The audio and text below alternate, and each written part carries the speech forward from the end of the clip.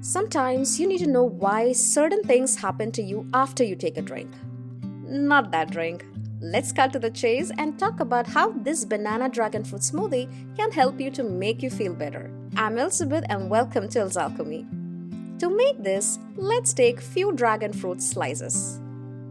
Now let's add the dragon fruit slices and chop up some banana, after which we add in 1 tablespoon pumpkin seeds which were soaked overnight. Now, to increase the protein content, I added 2 tablespoon protein powder and then switch on the blender and blend.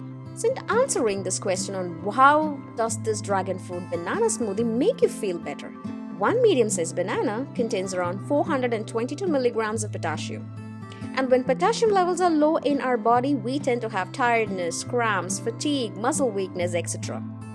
So with vitamin C from dragon fruit and potassium from banana, this healthy dragon fruit smoothie can make you feel better. And if this video was interesting, give me a like.